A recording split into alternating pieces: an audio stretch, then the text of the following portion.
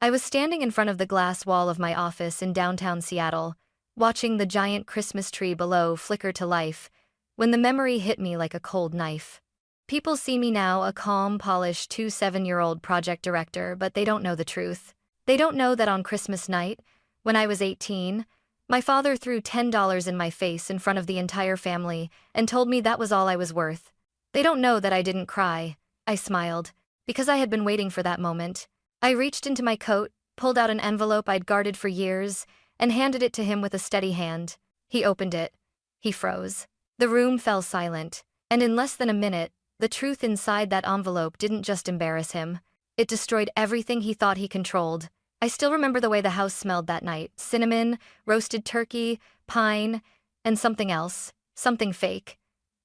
Raymond loved showing off on Christmas.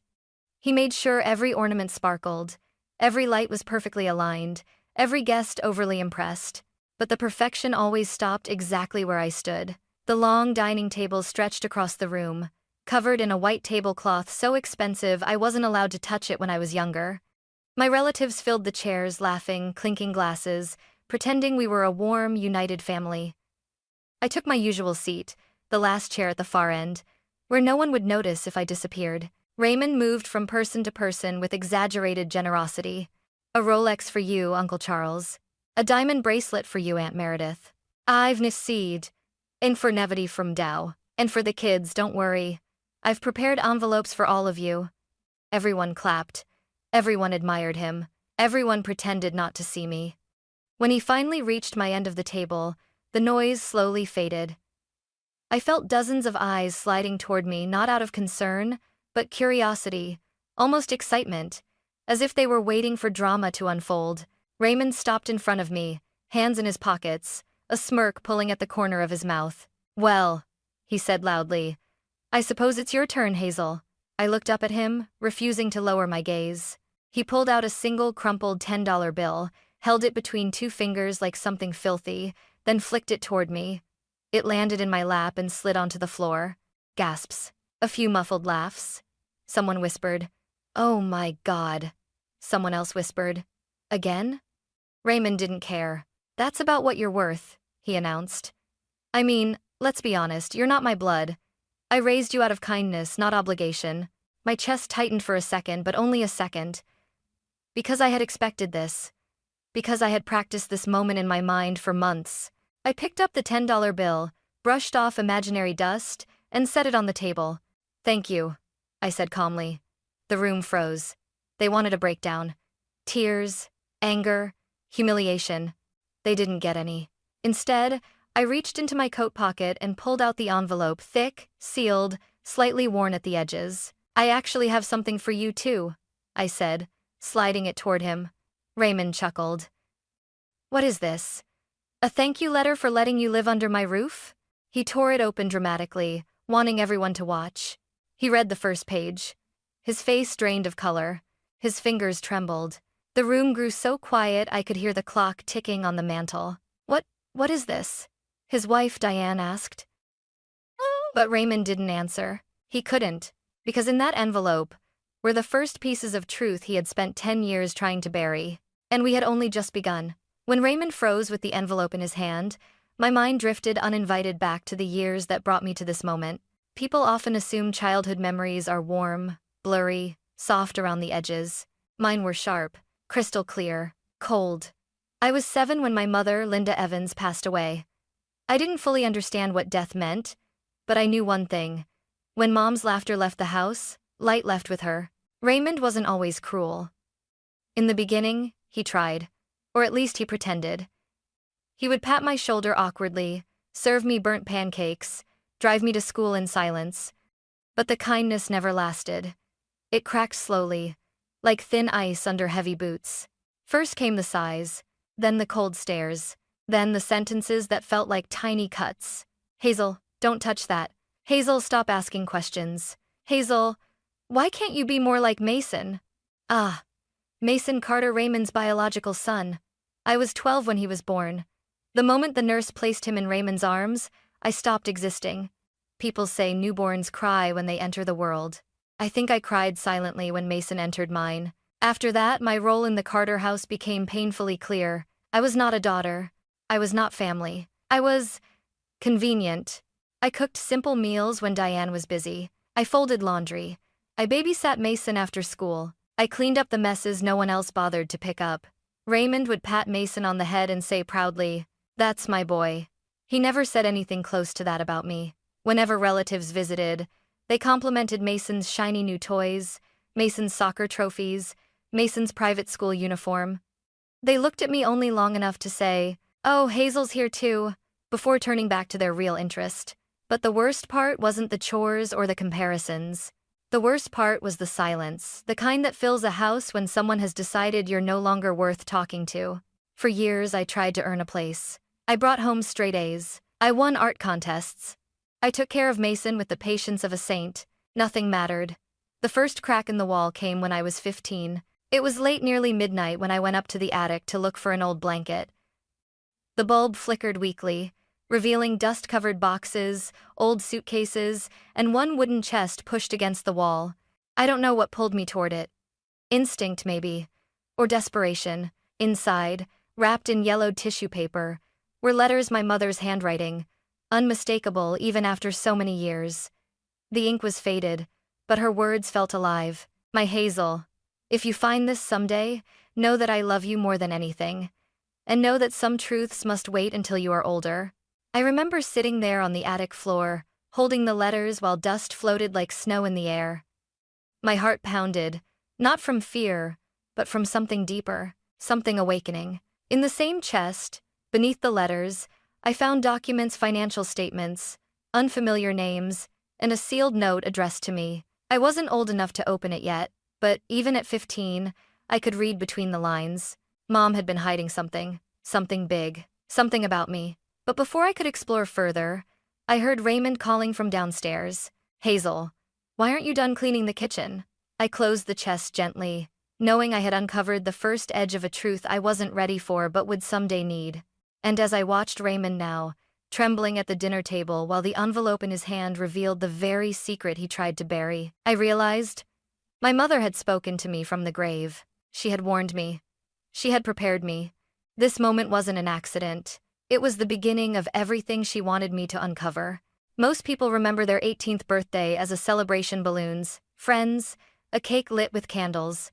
Mine was quiet, a little too quiet. Raymond didn't say a word to me that morning. Diane didn't even look in my direction. Mason came downstairs, grabbed his backpack, and walked past me like I wasn't there.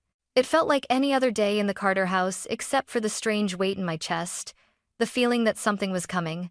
It arrived at 4:12 p.m. I had just come home from school when the doorbell rang. A man stood outside, older, tall, gray hair neatly combed, a leather briefcase in his hand. He wore a kind of gentle seriousness that made the air around him feel heavy. "Are you Hazel?" he asked. "Yes, I'm Mr. Walker, your mother's attorney." My heart dropped. He stepped inside only after I nodded. We sat at the kitchen table, the same place where countless moments of my life had been swallowed in silence. He placed a sealed envelope between us. "This was written by your mother," he said softly. "She instructed me to deliver it to you on your 18th birthday, and only then." I stared at the envelope. Cream-colored, edges slightly worn. My name written in her handwriting, delicate, looping, warm, like a touch I had nearly forgotten. My fingers trembled. Why didn't she give it to me herself?" I whispered. Mr. Walker inhaled slowly, as if choosing his words with care. "She hoped she'd still be here when you turned 18, but she prepared for the possibility that she wouldn't." The room blurred for a moment. My mother had planned this. She had known her time was short, and she had still thought of me. "May I open it alone?" I asked. "Of course." He stood up. "Hazel, whatever is inside, she wanted it to protect you." Then he left. I sat at the kitchen table for a long time, staring at the envelope, afraid of the truth inside, afraid of how it might change everything or confirm the things I'd always feared. Finally, I broke the seal. Inside was a letter, a photograph, and a second folded document that made my breath catch. The letter began simply, "My dearest Hazel, if you are reading this, it means you are now 18, and it is time you knew the truth." My eyes moved across the page, each sentence cutting deeper. You were not born out of neglect or shame. You were born out of love, love that was taken from us before you could understand it. My chest tightened. Your father is not Raymond Carter. I married him only after circumstances forced me to leave the man I truly loved. And that man is your biological father. I felt something in me crack open. A sound escaped my lips, half gasp, half sob. I looked at the photograph. A younger man, sharp eyes, confident smile, dark hair swept back. Someone I had never met, yet something in the shape of his features felt familiar. Mom continued, his name is Jonathan Hale, heir to the Hale real estate family. When they discovered our relationship, they forced us apart. I was dismissed. Contact was forbidden. And when I became pregnant with you, I was completely cut off from his world. My pulse hammered as the truth spilled out. His family agreed to send financial support to help raise you. It was the only thing I managed to secure before they erased me from their lives. I wanted you to have a chance, even if I could not give you one alone. Financial support? What support? I had grown up with worn-down shoes and second-hand clothes. I had watched Raymond buy new furniture while I pretended not to notice my school notebooks were half falling apart. The letter continued. If you never receive the money, then someone has taken what belongs to you. My breathing quickened. And Hazel, I never stopped loving your father. I believe he would have found us if he had known the truth. If you ever need help, show him this letter. My mother ended with the words that finally shattered me. You were never unwanted. You were stolen from the life you deserved. Tears dripped onto the page. Not loud, dramatic tears, just quiet, relentless ones. The kind that come when a truth finally unlocks something buried too deep for words. When I looked up, Mason was standing in the doorway, staring. He said nothing, just looked at me as if he sensed something irreversible had happened. And he was right. From that moment on, I understood two things. One, my entire life had been built on a lie. Two, Raymond had done far more than mistreat me. He had stolen my life, one bank withdrawal at a time. And someday soon, he would have to face the truth my mother had placed in my hands. After reading my mother's letter, something inside me changed, not suddenly, but with a slow, growing clarity. For years, I had tried to understand why my childhood felt wrong, why I never fit in, why Raymond looked at me like a stain he couldn't wash off. Now I knew. It wasn't neglect. It wasn't dislike. It was fear that someday I would discover the truth he had buried under years of manipulation. But if he spent all those years hiding it, then I owed it to myself and to my mother to uncover every piece. The first clue? The bank statements. A week after my 18th birthday, I waited until the house was empty. Raymond was at work, Diane was at a spa appointment, and Mason was at soccer practice. My heart raced as I approached Raymond's office, a place I had been forbidden to enter since childhood. His office always smelled like leather and old paper. His desk was spotless, almost too spotless, but the drawers, those were messy. Raymond only cleaned what people could see. I took a breath, whispered, "For you, Mom," and opened the top drawer. Bills, receipts, insurance papers.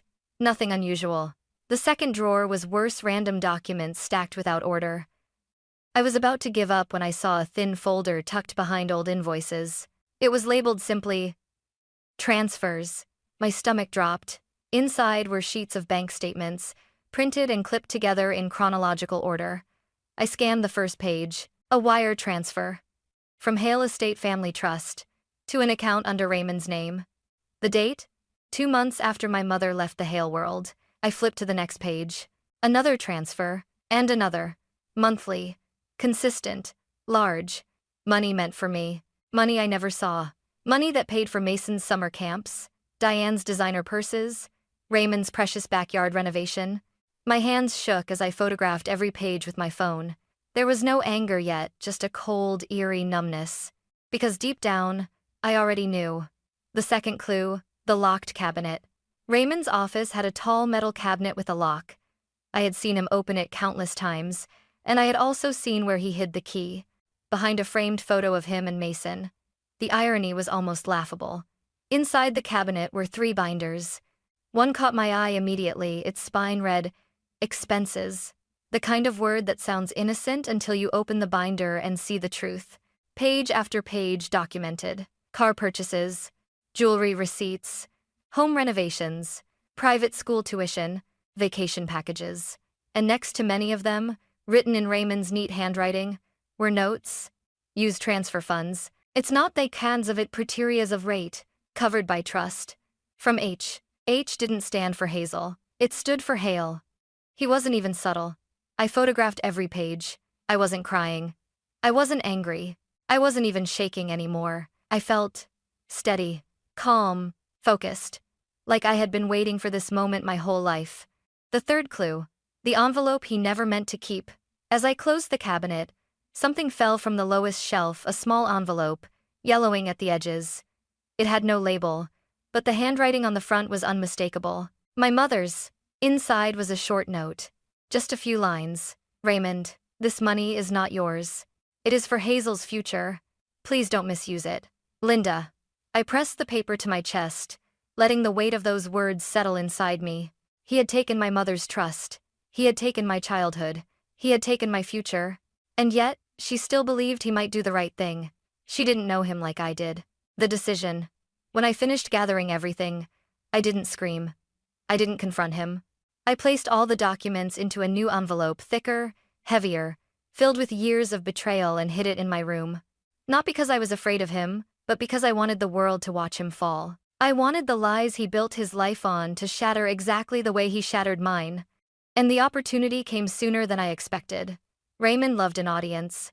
He loved holidays, celebrations, dinners where he could brag and perform. He especially loved Christmas, because it made him look generous. And I realized something. If he wanted a stage, I would give him one. And I would make sure the truth hit harder than any humiliation he had ever thrown at me. So I waited until December. Until the house was decorated. Until the relatives arrived. Until his vanity was at its peak. Until I could place my own envelope into his hand. The same way he had thrown $10 into mine. Not to hurt him. Not to seek revenge. But because the truth didn't belong in shadows anymore. It belonged in the light. The moment Raymond tore open my envelope, I felt the air in the room shift, subtle at first, then sharp, like a storm breaking through windows. He expected a thank you card, or maybe a pathetic attempt at gratitude. He expected weakness. He did not expect the truth. The first page slipped from his fingers and fluttered onto the table. I watched his eyes skim the second page faster, then slower, then frozen entirely. His smirk faded. His lips parted. His face drained of color. Aunt Meredith noticed before anyone else. Raymond, are you all right? He didn't answer. He was trembling, gripping the papers so tightly the edges crumpled. Uncle Charles reached over. What is that? Raymond jerked the papers closer to his chest, as if someone might snatch them. I spoke softly, but my voice carried through the entire room. It's the money, I said. All the money my mother's family sent every month for 10 years. A few people gasped. Diane blinked rapidly. What money? What is she talking about, Raymond? Hazel from years ago would have curled inward, would have apologized for causing a scene. But that Hazel was gone. I slid another page toward the center of the table. I believe that one shows the first transfer, I said. From the Hale Estate Family Trust. Shortly after my mom left their home, Aunt Meredith picked it up before Raymond could reach it. Her voice rose. This is a wire transfer. Monthly. This is a lot of money. Diane stared at Raymond, her voice suddenly sharp. You told me we were struggling. You told me you were paying for everything. Raymond, what is this? Raymond's voice cracked as he tried to stand. I don't know, this is taken out of context. But the room was no longer interested in his excuses. Drama has a way of feeding itself, and tonight, it was starving. Uncle Charles snatched the documents from Raymond's shaking hand. He flipped through each page, his eyes widening with every line of numbers. Transfers, withdrawals, notes, used transfer funds. Raymond, what the hell is all this? Raymond slammed his fist on the table, not in violence, but in desperation. Stop, everyone stop, Hazel is twisting things. She's ungrateful, she doesn't understand how hard it was. I leaned back in my chair, calm. Read page 5, I said. He froze again. Because he knew exactly what was on page 5. Diane grabbed it before he could stop her. It was my mother's handwritten note. Raymond, this money is not yours. It is for Hazel's future. Please don't misuse it. Linda, Diane's eyes filled with tears, not out of sadness but betrayal. You lied to me, she whispered. All these years, you lied to me. You used her money to pay for our vacations, our house, Mason's, school, everything. Mason, sitting at the far end, looked sick, staring at his father like he was seeing a stranger. Dad, is it true? He whispered. Raymond stumbled backward, gripping the edge of the table. It wasn't like that, he said weakly. She didn't need the money Hazel didn't need, she wasn't. I finished for him. Your child? He looked at me. Really looked at me. I had seen his anger, his annoyance, his resentment, but this was different. This was fear. Because he could no longer hide behind lies. I slid another paper toward him. A photograph. My mother, smiling softly. A young man beside her sharp jawline. Dark hair, warm eyes. Jonathan Hale, my father. This, I said gently, is why you hated me. Not because I did anything wrong, but because every time you looked at me, you remembered the truth you tried to erase. A stunned silence filled the room. Diane covered her mouth. Hazel, your real father is? I nodded. Yes. And Raymond knew. He kept the money meant for me. He hid letters. He hid contact attempts. He stole not just the money but my entire connection to my mother's side of the family. Raymond's breath came out shaky. You don't understand the consequences, he muttered. If this gets out, I cut him off. You should have thought of that before you stole from a child. The room erupted, aunts whispering, uncles pointing, cousins staring in disbelief. Raymond wasn't the generous provider he pretended to be. He was a thief, a liar, a man who built his entire life on someone else's future. He collapsed into his chair. Hazel, please, he said, voice cracking. Don't ruin my life. I tilted my head. You already ruined mine. I'm just handing you the truth. No yelling. No dramatic revenge. Just truth. And truth was loud enough to destroy him. I didn't wait for the shouting to end. I didn't wait for Raymond to regain his voice, or for Diane to finish questioning him, or for Mason to stop staring at me like he no longer knew what family meant. I simply stood. The entire room fell silent again, this time because they didn't expect me to move so calmly, so quietly after detonating the truth right in the center of their perfect Christmas table. I picked up my coat, slipped it on, and said softly, I think I've given you all enough for tonight. Merry Christmas. And then I walked out. Not a single person stopped me. The cold air hit my face the moment I opened the front door. Snow fell in slow, delicate flakes, beautiful in a way the Carter house had never been. It made everything quiet, crisp, clean. I stepped onto the porch and let myself breathe for the first time in years. Behind me, I heard Diane crying. I heard Raymond begging her to listen. I heard Mason asking again, Dad, is it true? All of it? But I didn't turn back. Not once. Because that wasn't my home. And it never had been. The phone call. I made it halfway down the street before my phone rang. The screen displayed a number I didn't recognize. Something inside me whispered. Answer it. Hello? I said carefully. A man cleared his throat on the other end, a deep, steady sound, firm yet gentle. Hazel? He asked. Yes. Who's calling? This is Mr. Walker, the attorney replied. I hope I'm not calling at a bad time. I huffed a small, humorless laugh, glancing back at the glowing windows of the Carter house. Actually, I said, it's perfect timing. He hesitated. Hazel, your father is here. My breath caught. My biological father? Yes. He's been wanting to meet you. For years, actually. But complications prevented him from reaching you. Complications. A polite word for Raymond. Where is he? I asked. At the Beacon Grand Hotel, Walker answered softly. He asked me to bring you if you're willing. I didn't even need to think. I'm willing. The drive. Walker picked me up within 15 minutes. I sat in the back seat, watching the snow blur past the windows, my hands gripping my phone so tightly my fingers turned pale. He glanced at me through the rearview mirror. Nervous? He asked gently. I swallowed. Terrified, angry, curious, all at once. That's normal, he said. Family, even the good kind, can be overwhelming. Is he a good man? I asked before I could stop myself. Walker didn't pause. Yes, he said. He's flawed, like anyone else, but he never stopped caring about what he lost. And what he lost was me. The thought made my throat sting. The meeting. The Beacon Grand Hotel towered above us in gold and silver lights. Walker led me through the lobby, into a private lounge on the second floor. There, standing beside the fireplace, was a man I had only seen in photographs. Jonathan Hale. He turned the moment we walked in, his eyes dark, intense, familiar, locked onto mine instantly, and something in his expression fractured, as if he had been holding himself together for years and finally couldn't anymore. "Hazel?" he breathed, stepping forward. I nodded, unable to speak. He covered his mouth with one trembling hand, his eyes glistening. He began, voice breaking. "I've imagined this moment so many times. I wasn't sure you'd want to see me." I took a shaky breath. "I didn't know I had a choice," I said softly. He closed his eyes like the words physically hurt him. "Sit, please," he said quickly, pulling out a chair. "Or no, if you'd rather stand, that's fine, God. I'm sorry. I don't know what to do first." His nervousness disarmed me. This wasn't a billionaire. This wasn't a titan of real estate.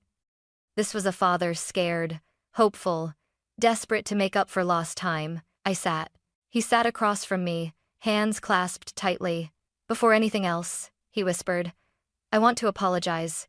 For everything. For not being there. For not protecting you. For not finding you sooner." "You tried," I said quietly. "My mother's letter said you tried." He nodded, jaw tightening. "I did. When Linda left, I searched for months. But my family, they interfered. They made sure all attempts to contact her were blocked. I thought she didn't want me, but I never stopped hoping she'd reach out." I blinked rapidly as my eyes burned. "And when she didn't?" I asked. He swallowed hard. "I thought she'd moved on. I didn't know she was gone. I didn't know about you. Not until Mr. Walker discovered the old case files last year." He leaned forward, voice cracking. "If I had known, Hazel, I would have turned the world upside down to find you." My breath trembled. Raymond never shed a single tear for me, not once. But here was a man crying because he didn't get the chance to be my father. "I don't know what to feel," I whispered. "It's all a lot." "That's okay," he assured me. "Whatever you feel, whatever you need, I will wait." His kindness was overwhelming, gentle, patient, the exact opposite of everything I had grown up with. After a long silence, he asked quietly, "Will you let me be in your life? Even if it's slow? Even if it takes time?" I inhaled shakily. "Yes," I whispered. "I think I'd like that." Relief rushed across his face like a breaking wave, and for the first time in years, I felt like I wasn't walking alone anymore. Meeting Jonathan didn't magically fix my life. It didn't erase the years of silence, the loneliness, or the $10 bill that still felt warm on my cheek. But it gave me something I'd never had. A choice, a voice, a father who believed me, and a path toward justice. The legal storm begins. 2 days after Christmas, I sat in Jonathan's home office, a quiet, elegant room lined with books and soft lighting. A lawyer named Ava Morrison, sharp-eyed and calm, spread my evidence across the table. Bank statements, transfer logs, loan applications, receipts marked used trust funds. My mother's note. Ava exhaled deeply. "This," she said, "is more than enough to open a formal case." I sat straighter. "A criminal one?" She nodded. "Raymond accepted assets intended for a minor, misused them, and concealed the financial trail. That is financial abuse and misappropriation of funds. We can pursue full restitution." Jonathan placed a comforting hand on my shoulder. "You won't face this alone," he assured me. A warm pressure built behind my ribs.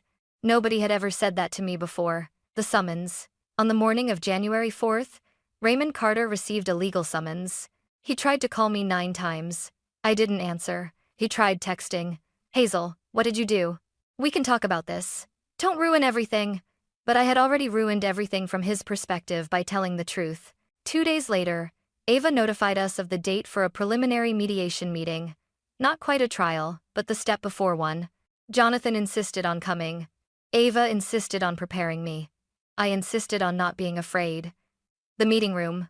The building was modern, professional. No drama, no shouting, just polished floors and quiet hallways that echoed with tension. Inside the mediation room, Raymond was already seated. Diane sat beside him, eyes red and swollen. Mason wasn't there. Raymond stood when I entered. "Hazel," he said, voice wavering. "Please, before this goes any further." I held up a hand.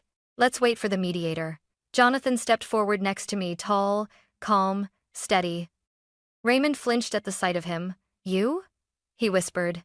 You're the one? Jonathan didn't raise his voice, but the steel in it was unmistakable. The one who loved Linda. The one whose daughter you stole from. Yes. Raymond's face paled. The mediator, a composed woman in her 50s, entered and gestured for us all to sit.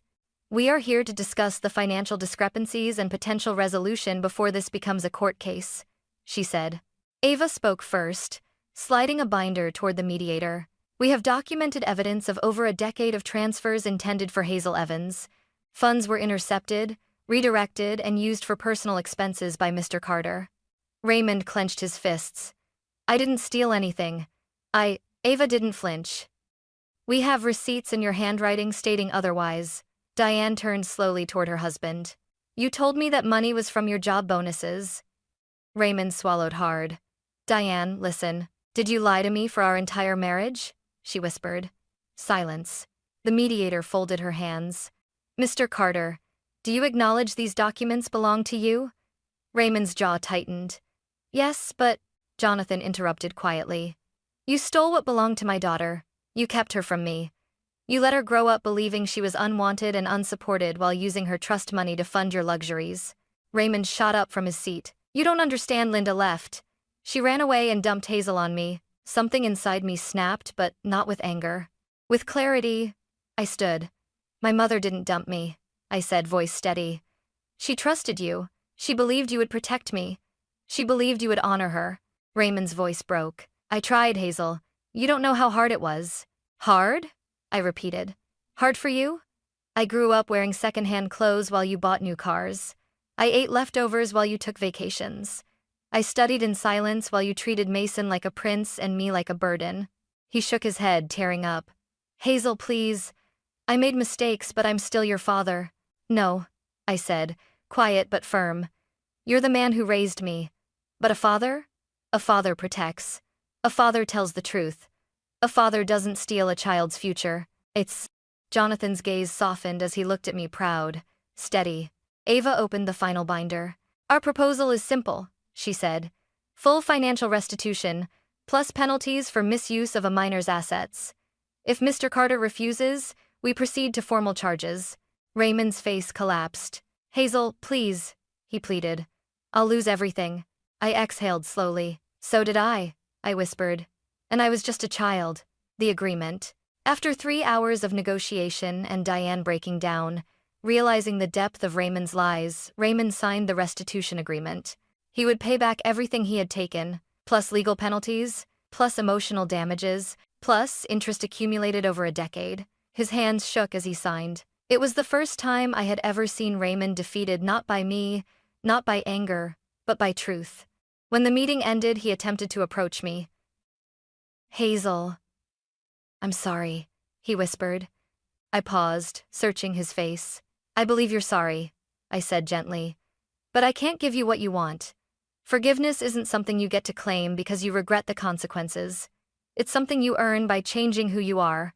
He nodded weakly, tears in his eyes. And for the first time in my life, I walked away without feeling small. The mediation ended with clear signatures and heavier silence. But for me, it was the first time in years that silence didn't feel like punishment.